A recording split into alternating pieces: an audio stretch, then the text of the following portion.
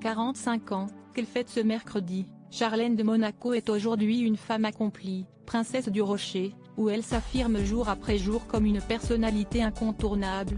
La jeune femme est une heureuse maman de jumeaux de 8 ans, les espiègles Jacques et Gabriella, et profite de ses journées pour rencontrer et tenter d'aider ceux qui ont besoin d'elle.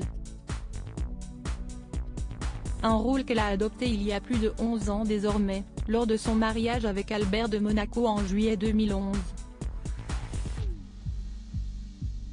À l'époque, le couple se connaît déjà depuis de nombreuses années et s'unit devant leur famille au grand complet, mais surtout des milliers de fans qui espèrent apercevoir la jeune et encore timide Charlène, somptueuse dans une robe blanche signée Armani et incrustée de 30 000 pierres et 40 000 cristaux Swarovski.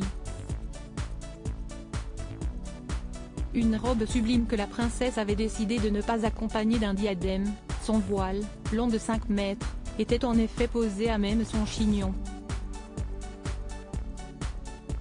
Un choix étonnant et plutôt original, lorsqu'on le compare aux autres unions royales ou princières en Europe. Mais qui est en réalité très symbolique. En effet, lors de son mariage avec Régnier de Monaco, Grace Kelly ne portait pas non plus de diadème. On imagine donc toute l'émotion qui a dû saisir le prince Albert en voyant sa femme faire ce choix.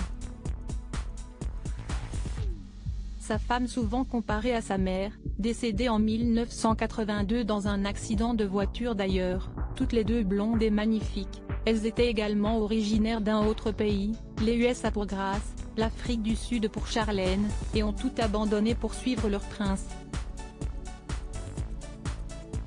De prestigieux invités après l'union, qui s'était déroulée sous les caméras du monde entier, avaient beaucoup ému Charlène. Le couple était monté dans une voiture pour saluer l'immense foule présente. Tous les deux avaient ensuite profité d'une soirée, dans une tenue bien plus simple, en compagnie de leurs prestigieux invités. Si les princesses Caroline et Stéphanie avaient évidemment fait le déplacement avec leurs enfants, Andrea, Charlotte, Pierre Casiraghi et Alexandra de Hanovre pour la première, Louis et Pauline Ducruet et Camille Gottlieb pour la cadette, un grand nombre de têtes couronnées européennes avaient également fait le déplacement, notamment Victoria, Carl Philippe et Madeleine de Suède, Mathilde de Belgique ou encore Marie du Danemark.